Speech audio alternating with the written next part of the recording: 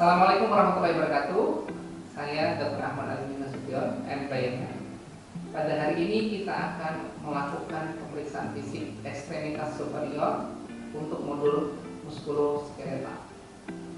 Adapun pemeriksaan fisik ini ditujukan untuk memeriksa bagian shoulder, elbow maupun bagian pergelangan tangan, di mana pemeriksaan ini berguna untuk menunjang dari anamnesis yang bagus dalam menegakkan diagnosis pada kelainan muskuloskeletal ekstremitas superior.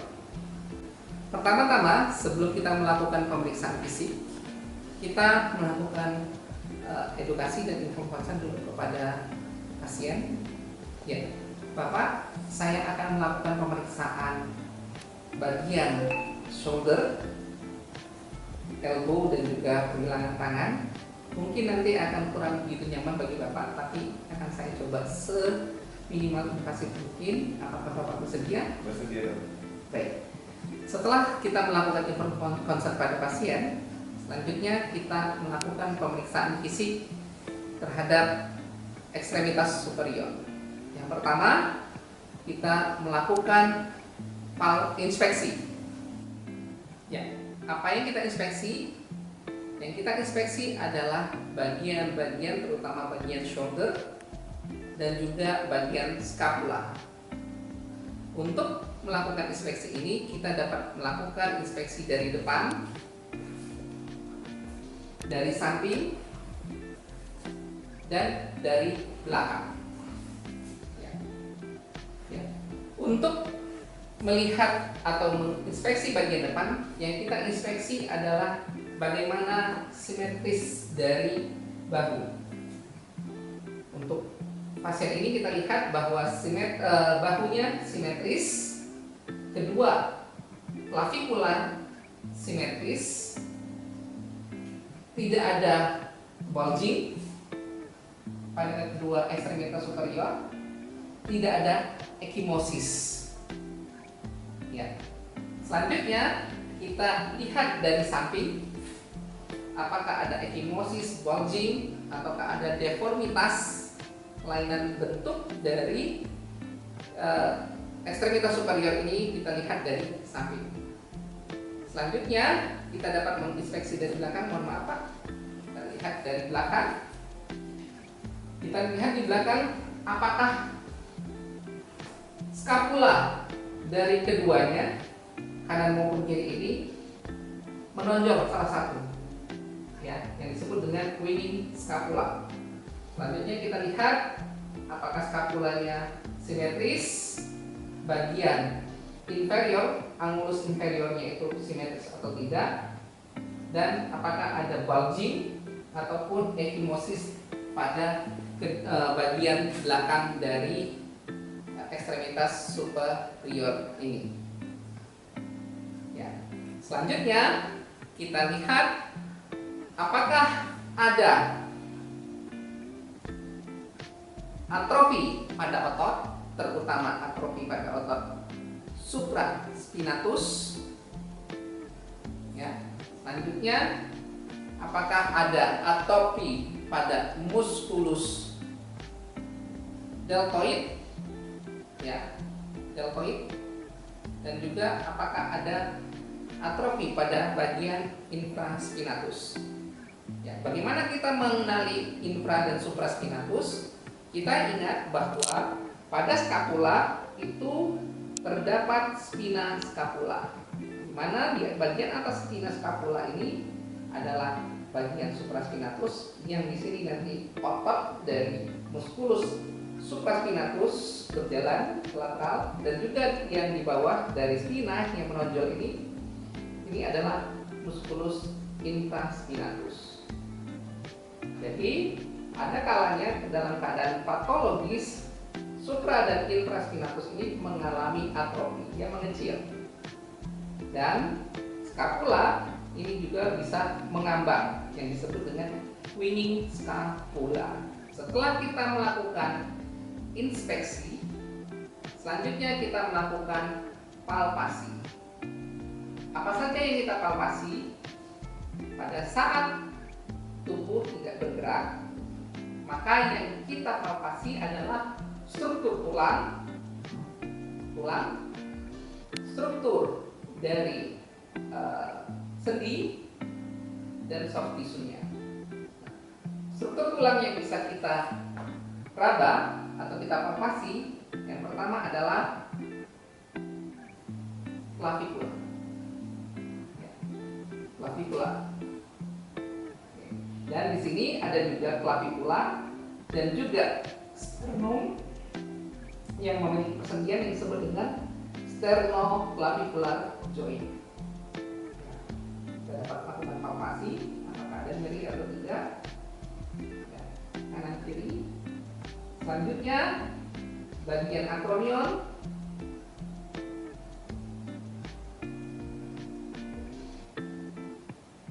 selanjutnya bagian dari kaput femoral, bagian femoral, dan juga kambing. Kita dapat melakukan palpasi terhadap skapula, dan skapula ini nanti dapat kita raba bagian spina skapulanya. Ya. Nah, selanjutnya otot-ototnya dapat kita lakukan palpasi. Otot supraspinatus, infraspinatus, deltoid, dan ini musculus pectoralis major. Ya, musculus pectoralis major. Selanjutnya pada kedua bahu kita dapat bagian atas bahu kita dapat periksa musculus trapezius. Apalagi kalau misalnya kita minta, Bapak silakan mengangkat bahunya. Oke, lepaskan. Kalau dia tidak mampu mengangkat bahu, bahwa bisa terjadi lesi pada nervus accessorius atau nervus 11. Ya, selanjutnya kita lihat di sini kita palpasi. Ini adalah bagian skapula dan yang melintang ini adalah spina skapula, di mana di atas dari spina skapula ini adalah musculus supraspinatus, dan yang di bawah spina skapula adalah musculus infraspinatus. Selanjutnya kita setelah melakukan inspeksi, palpasi, selanjutnya kita melakukan proses pemeriksaan range of motion, ya, terutama pada sendi bahu, glenohumeral joint atau shoulder joint. Apa yang kita lakukan? Yang kita lakukan di sini adalah melakukan pergerakan pada sendi. Kita ingat bahwa pada sendi glenohumeral ini merupakan sendi ball and socket, sehingga dia mampu melakukan pergerakan pada ketiga aksisnya. Bagaimana kita ketahui bahwa untuk melakukan fleksi ke depan itu bisa sampai 160 sampai 180 derajat, ya. Ekstensi bisa 40 sampai 60 derajat. Abduksi normalnya itu adalah 180 derajat. Adduksi itu bisa sampai 45 derajat. Rotasi eksternal, rotasi eksternal itu 60 sampai 90 derajat, dan rotasi internal, ya, ini rotasi internal bisa 60 sampai 90 derajat. Nah, pertama-tama kita minta kepada pasien untuk melakukan fleksi maksimal. Silakan Bapak, seperti saya lakukan. Oke, normalnya 160 sampai 180 derajat. Ya. Selanjutnya melakukan ekstensi. Ekstensi, ya, normalnya bisa sampai 40 sampai 60 derajat. Selanjutnya lakukan abduksi, terus sampai ke kepala. Ya. Abduksi normal bisa sampai 180 derajat. Adduksi ya, bisa sampai adduksi 45 derajat. Rotasi, ya, rotasi eksternal kanan kiri. Ya, lakukan rotasi eksternal. Rotasi eksternal itu bisa 80 sampai 90 derajat. Selanjutnya rotasi internal ya, bisa seperti ini. Selanjutnya ya, ini hanya 90, 80 sampai 60 sampai 90 derajat. Ya. Ini untuk range of motion-nya. Selanjutnya kita akan melakukan apply stress test. Pada apply stress test ini kita minta pasiennya untuk melakukan perabakan pada bagian skapula yang kontralateralnya.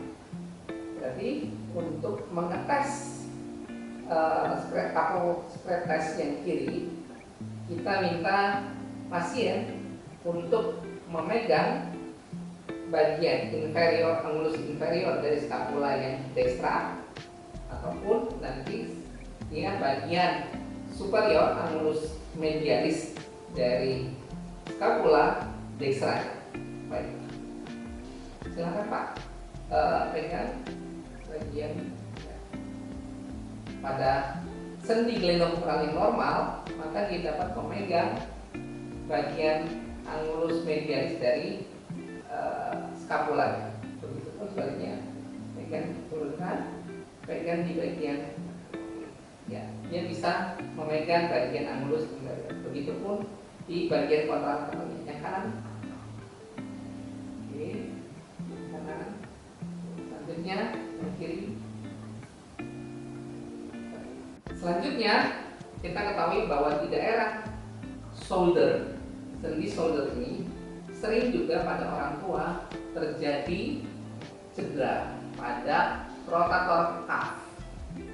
Kita ketahui secara anatomis rotator cuff muscle itu terdiri dari musculus supraspinatus, musculus supraspinatus, selanjutnya musculus infraspinatus, musculus teres minor, dan di bawahnya musculus subscapularis. Ya. Nah, di sini kita akan melakukan tes provokasi. Nah, ada speed test yang bisa kita ketahui, dan untuk melihat kekuatan dari musculus subscapular, infraspinatus, dan teres minor. Baik. Yang pertama, kita melihat apakah terjadi kelainan pada musculus supraspinatus. Ya, baik, Bapak, silakan kanan kirinya dilakukan fleksi. Ya, selanjutnya melakukan rotasi dan diminta pasiennya itu untuk menahan. Bapak, saya akan melakukan dorongan provokasi ke bawah, atau ditahan ya. Ya. Oke. Cukup, Bapak. Jadi apabila terjadi kelainan pada musculus supraspinatus, maka pasien akan mengalami kelemahan dan nyeri pada saat kita provokasi. Ya. Selanjutnya kita lakukan pemeriksaan untuk infraspinatus dan juga teres minor. Diminta untuk pasien melakukan fleksi kanan kiri. Selanjutnya dilakukan eksternal rotasi ya, dan diminta untuk melakukan penahanan, melakukan provokasi. Nah, di sini ini berfungsi untuk melakukan pemeriksaan pada infraspinatus dan juga teres minor. Apabila Apabila terjadi kelainan pada kedua otot tersebut, maka pasien tidak akan mampu menahan lama ataupun dia akan merasakan nyeri pada waktu kita melakukan provokasi. Ya. Selanjutnya, ya, untuk subscapularis. Untuk subscapularis kita minta pasien untuk meletakkan tangannya di belakang, ya, dan menahannya. Ya, tahan Pak. Oke. Pada orang yang mengalami kelemahan pada otot subscapularis, maka dia akan tidak bisa menahan tegangan ini, dia akan langsung jatuh ya, ke bagian punggung. Untuk pasien ini dia mampu untuk menahan dan tidak ada nyeri pada bagian shouldernya. Nah, ini menunjukkan bahwa muskulus subscapularis dari pasien ini masih baik. Selanjutnya kita ingin melihat apakah ada kelainan pada bagian skapula, ya, terutama mengetahui apakah ada winning scapula atau tidak. Kita minta pasien untuk berada di tembok dengan posisi seperti orang push up dan melakukan pengangkatan badan. Silakan didorong Pak. Ya. Pada orang normal ini tidak akan terjadi skapulanya itu melakukan eksternal rotasi maupun yang dikenal sebagai winning scapula. Pada orang dengan winning scapula maka nanti di sini akan melakukan eksternal rotasi pada scapula. Selanjutnya kita melakukan near sign. Near sign ini untuk mengetahui adakah impingement dari bagian shoulder kita.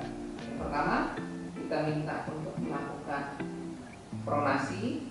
Selanjutnya kita melakukan fleksi secara maksimal dengan provokasi. Nah, pada orang yang mengalami impingement pada shoulder, maka ini akan terjadi nyeri. Ya, akan terjadi nyeri. Ada tanda lain dengan menggunakan Hawkins sign.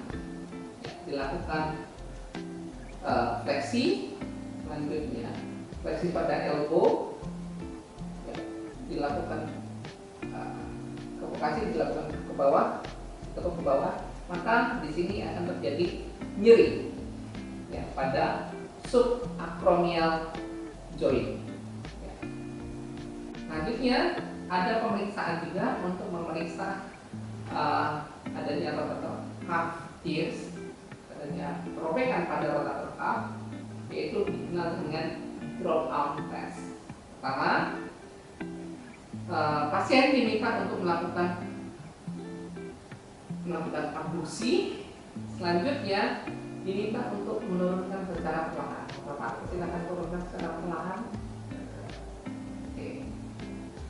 Pada orang yang mengalami rotator cuff tears atau robekan pada rotator cuff, maka dia tidak akan dapat mengontrol penurunannya, dia langsung akan jatuh. Nah, ini disebut dengan drop arm test. Kalau misalnya drop arm test ini positif, maka kemungkinan besar terjadi rotator cuff tears atau robekan pada rotator cuff. Yang di depan. Nah, turunkan secara perlahan.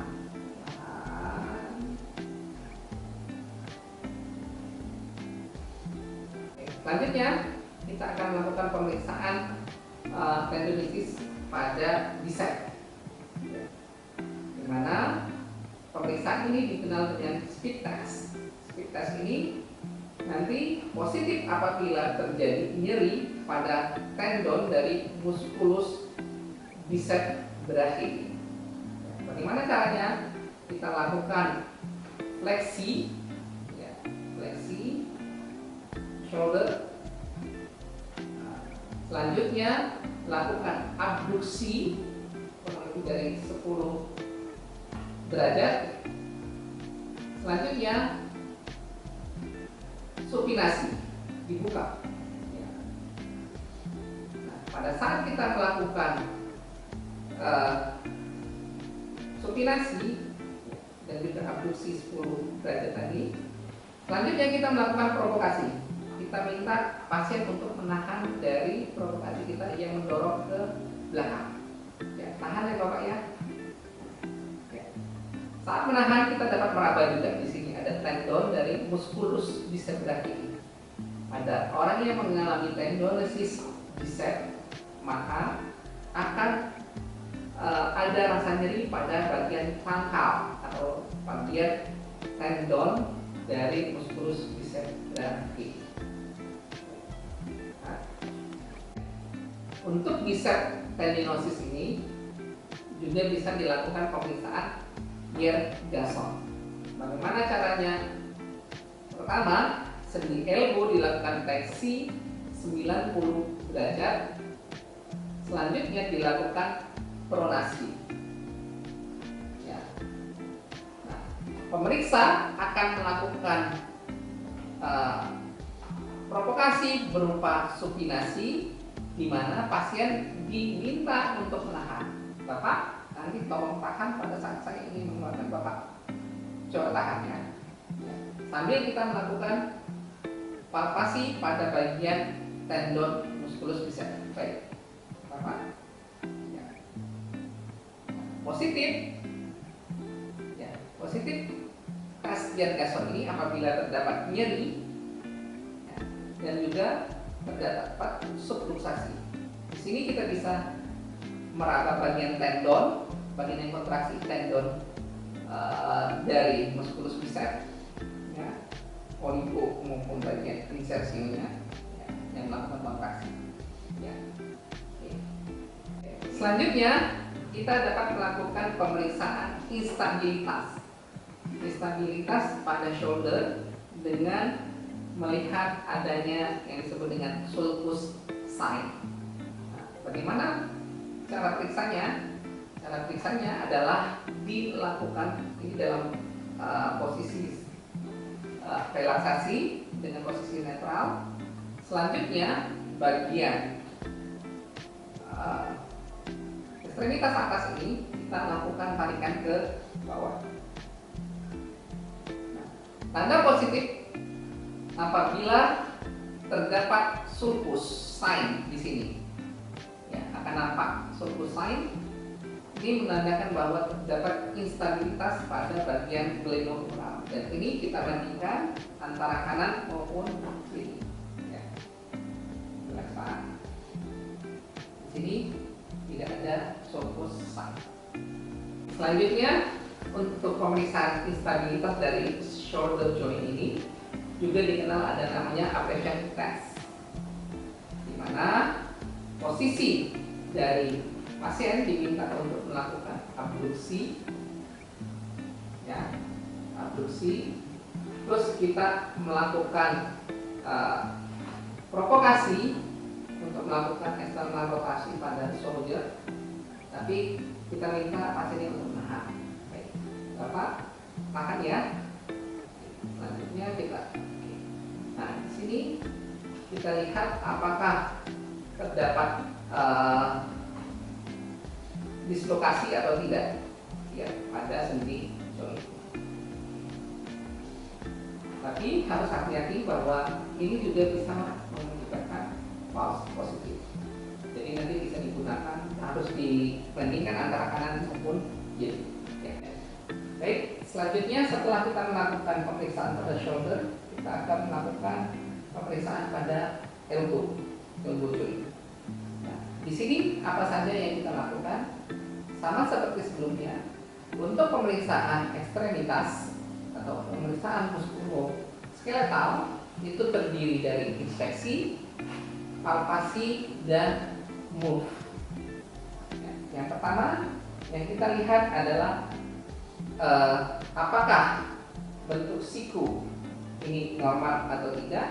Yang kita lihat adalah bentuk ekstensi maupun fleksi maupun ekstensi, dan apakah ada pembengkakan pada bagian sendi elbow ini. Ya. Biasanya pada fraktur maupun terjadinya dislokasi ini akan memberikan sign berupa deformitas. Selanjutnya kita lakukan palpasi. Apa saja yang kita lakukan palpasi? Yang kita palpasi di sini adalah bagian oleh kanon.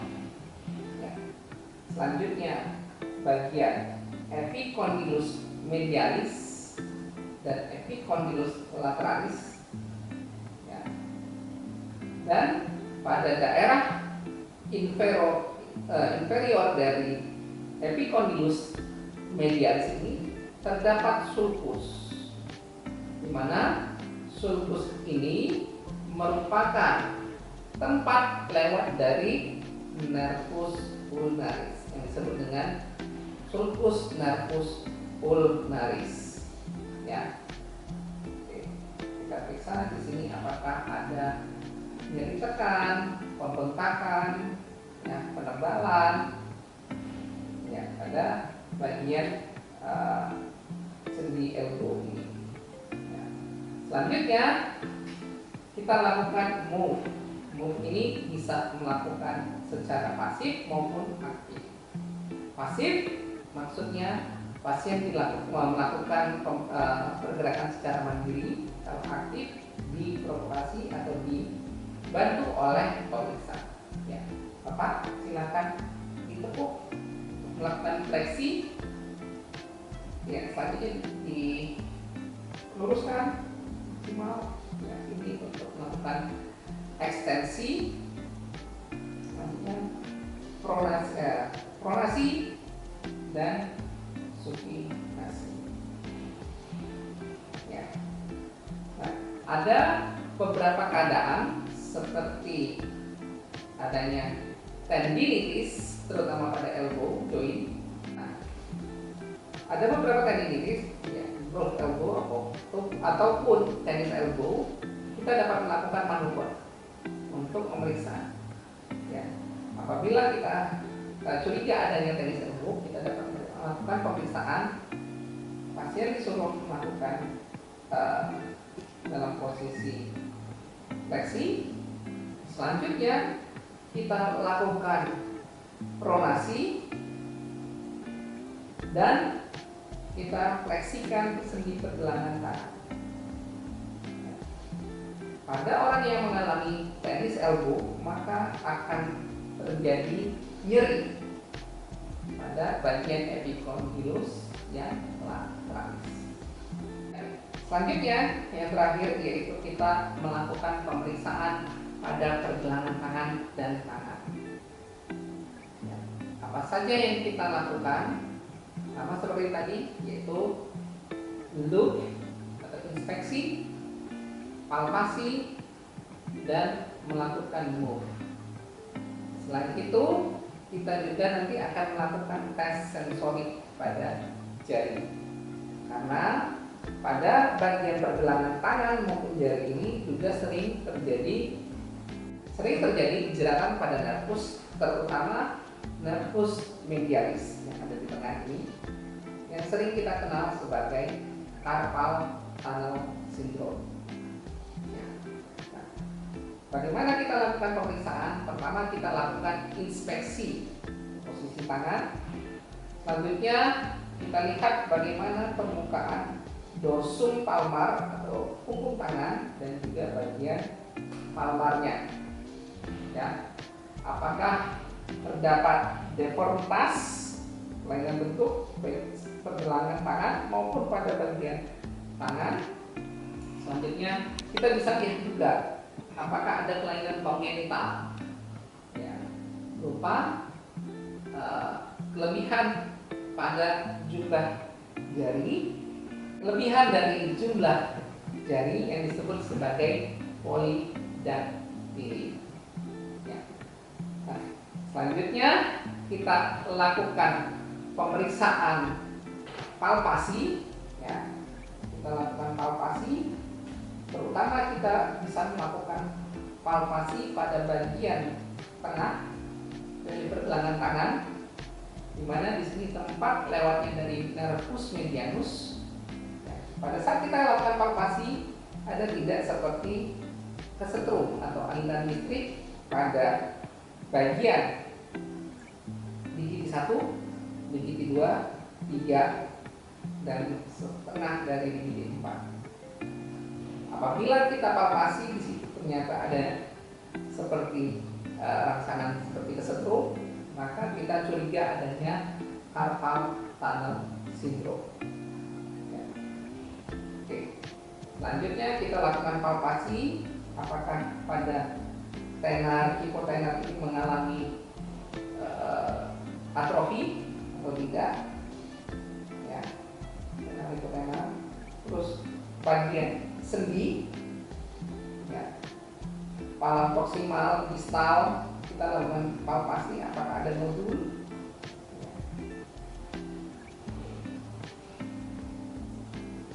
Selanjutnya kita lakukan pemeriksaan the vein, ya, untuk melakukan move.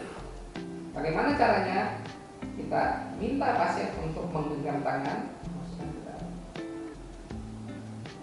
Selanjutnya kita minta untuk melakukan ekstensi atau abduksi.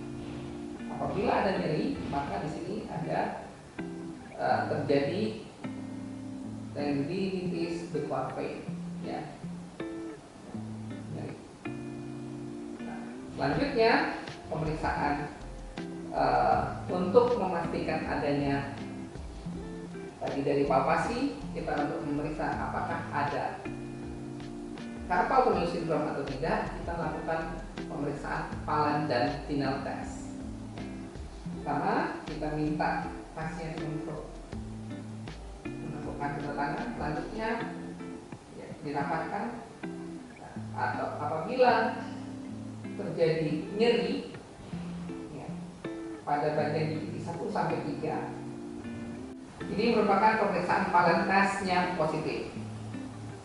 Ya. Selanjutnya, tes konfirmasi selanjutnya adalah melakukan seperti orang pertama. Ini diluruskan. Ya, ini adalah pemeriksaan Tinel, di mana nanti pada Tinel positif akan menunjukkan rasa nyeri pada bagian digiti 1, 2, 3 dan setengah dari digiti 4. Ini menunjukkan adanya jeratan pada nervus medianus. Baik, itu mungkin dari pemeriksaan fisik ekstremitas superior dari shoulder joint, elbow, dan juga pada bagian pergelangan tangan dan tangan. Kita dapat melakukan diskriminasi nyeri.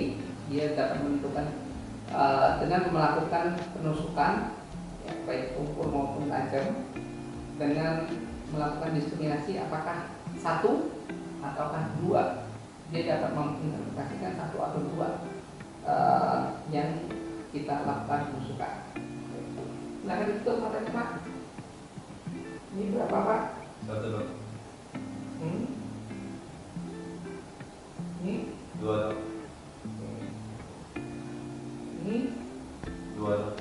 di mana? Di bagian pundak. Baik. Kita dapat melakukan pemeriksaan dengan kapas juga untuk lapangan halusnya. Kita timpir. Bisa merasakan, Pak? Bisa, Dok.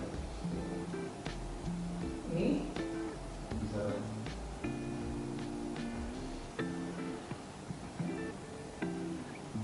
oke. Ini apakah sama? Bisa merasakan dua-duanya? Bisa, Dok. Baik. Nah, dari hasil pemeriksaan kita ini kita dapat menginterpretasikan apakah memang terjadi kelainan sensorik atau tidak.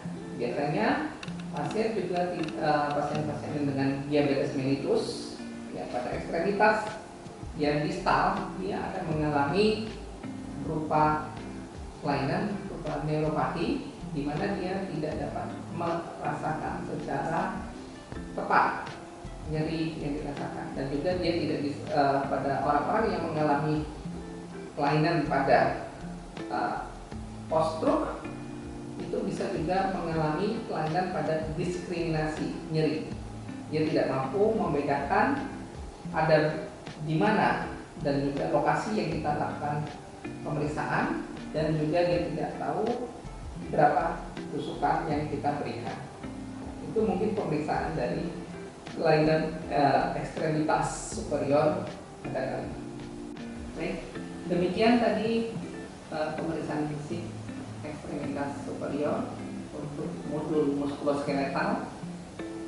Semoga bermanfaat.